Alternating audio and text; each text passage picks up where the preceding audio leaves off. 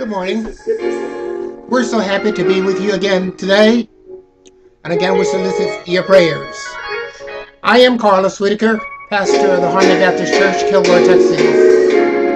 We call your attention this morning to the book of 2 Timothy, verses 1, 2 Timothy chapter 1, verse 6.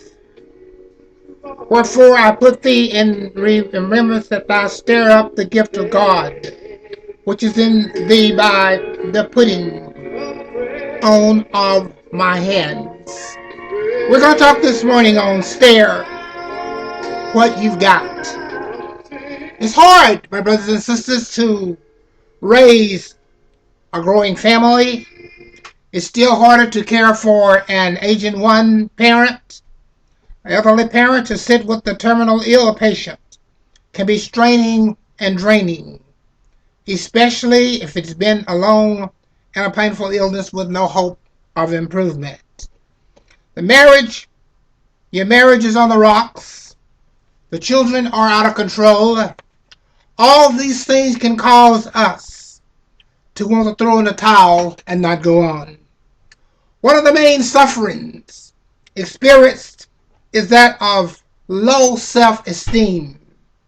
Many perceive themselves as having a little impact. They try, but they do not see much change. It seems that their efforts are fruitless. It is any wonder they are discouraged. Discouragement, of course, is not unique to us. It is one of the major obstacles in every Christian life.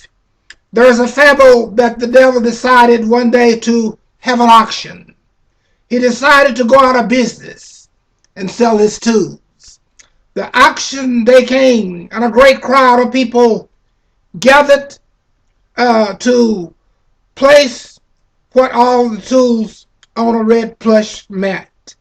The tools were envy, jealousy, greed, avarice, vengeance, resentment, hatred. All of them were there.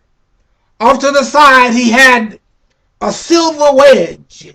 Someone asked him what it was, what he said. He said, the silver wedge. See how bright and shiny it is? I use it all the time. It is the best tool that I have. I put it over there because it is the most valuable tool that I have. It is worth more than all the other tools that I have. Then they asked, well, how do you use it? Satan answered, that's the wedge of discouragement. You take the finest Christian, one who has received Jesus Christ into his life, and who is trying to serve him, and drive the wedge of discouragement into his Christian work, and wreck his usefulness. I can drive the wedge in and pry open any door, and all the rest of my cohorts can go in. I can break that life down with discouragement. It is just a fable, but it is no less true. The wedge of discouragement is the devil's most powerful tool. Judging from the calls I receive from personal counseling, I would say that discouragement is enemy number one. It is something that people deal with from time to time. Paul's admonition to Timothy is approved for us when he wrote, stir up the gift of God which is within you. The word stare in the original language means to fan again, to flames. In this statement, the Apostle Paul pictures Timothy's pastoral gift as a fire that once burned brightly, but had gone out. Underneath the dull gray ashes, there are still hot coals, capable of bursting into flames again. If they were just stirred up, if they were fanned again. We don't know what happened to put the fire out in Timothy's life. Maybe it was persecution. Maybe it was criticism. Maybe people had thrown cold water on too many of his ideas. Maybe he had just grown weary in well-doing. Whatever it was, something had happened and the fire had gone out. Paul knew Timothy would never reach his maximum for Christ unless he caught fire again. And hence the counsel, fan again the flames, the gift of God, Timothy, that is within you.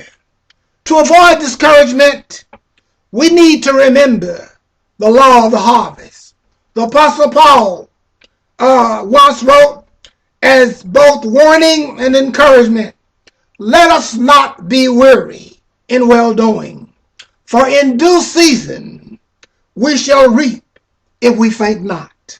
Paul had been encouraging the churches of Galatia to be generous and to do good. He realized that this was not easy in tough times, when the work was difficult and the opposition was stiff, when the response was slow and the words were uncooperative, and it was hard to stay faithful and optimistic. So he reminded them of the law of the harvest. What Paul told Timothy in his second letter was this: Timothy, I know you're wrestling with some problems, but I want to remind you to stir up the gifts of God that I know are within you. A lot of us are like Timothy, worried about what we don't have when we are not using what we do have. God has given us what we need. Just stir up what you have. Paul was really referring to Timothy's ordination, but this message is too broad to limit it to just Timothy's ordination. This applies to all of us who have walked down the aisle to give God our heart and the preach of your hand. It applies to all of us. Stir up what God has put in you. Don't let the baptismal fire you got when you joined the church die out. Don't let the fire simmer down to a flickering flame, growing weak and dim from the negative winds of doubt from within and from without. You cannot let the flame die because you didn't keep the fire refueled.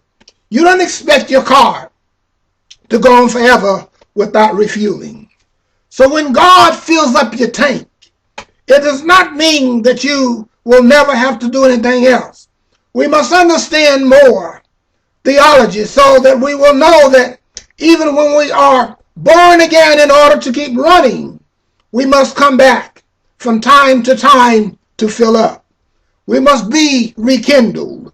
Never translated, use the New Translation, use the phrase, rekindle your gift. I still like stir up your gifts. We have to stir up our commitments to Christ with prayer, worship, and unceasing service. Paul is saying to us that there is stuff in us that we don't know we have.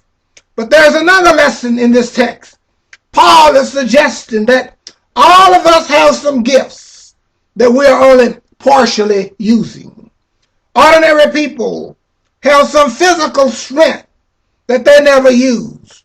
Remember the old TV show, The Incredible Hulk? The Hulk was an ordinary person until something stirred within him and agitated his extraordinary strength. It is the same thing with us. When you stir up what is inside of you, you gain new strength. I'll give you another example.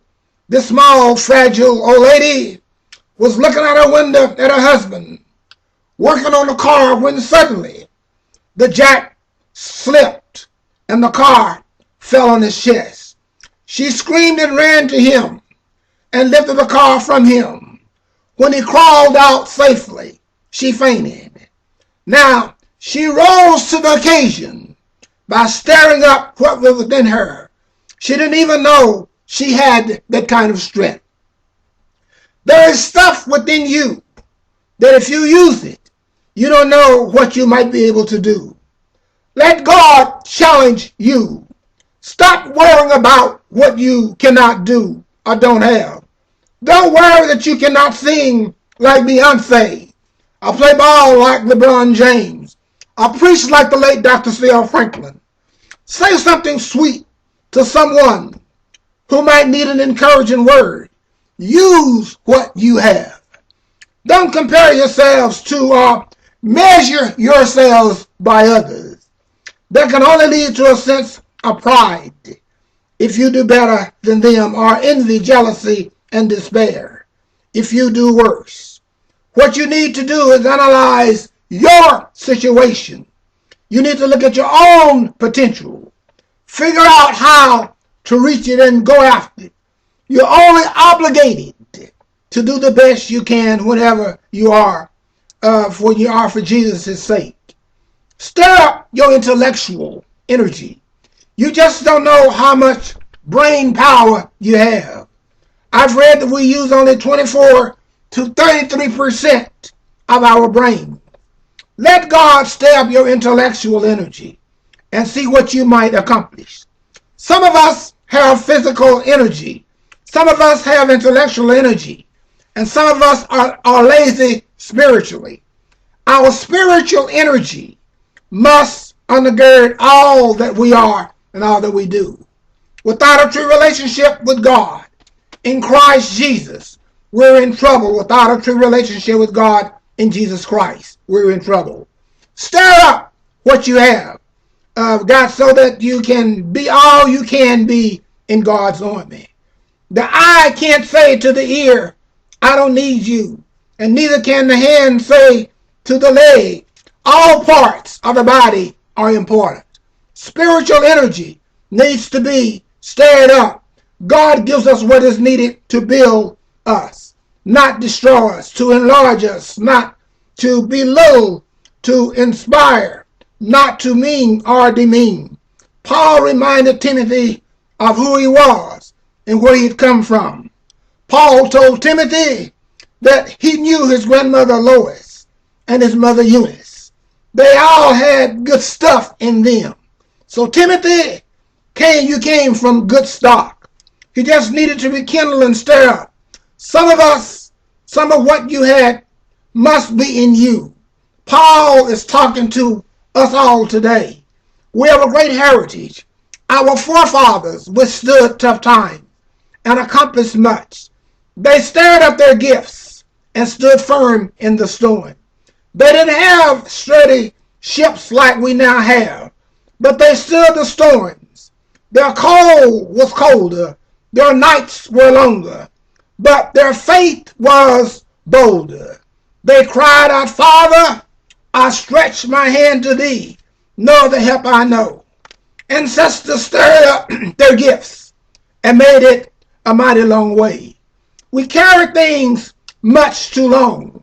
We carry grudges and bitter fruit, not understanding that this does us more harm than good.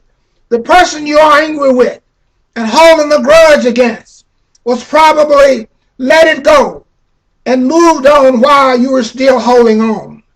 Letting go some of that hatred is better than Pepto-Bismol, Zentex, or the little purple pill. Stir up your gifts. Stir some forgiveness in your heart. It will build a lining around your heart and will lighten the burden you are carrying. Stir up determination. Determined to try it God's way by trying love and trying forgiveness. Stir up your giving. Just try giving more to the church and watch how God blesses you. Stir up love and devotion and show love to those who appear to be unlovable. Stir up the grace. There is no secret what God can do when you stir up the gift that's within you.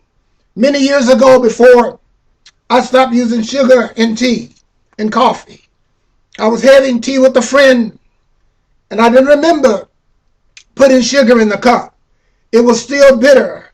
When I took the first sip, before I could add sugar, my friend reminded me that I had already added sugar, and that it probably was at the bottom of the cup. And when I checked, sure enough, there was sugar I just needed to stir it up. When I did that, I could taste the sweetness, and it was good to the last drop. That's the way God needs us to be. He needs us to stir up what is already deposited in us. Look somewhere down at the bottom of the kingdom, and if they stir up what God had given you.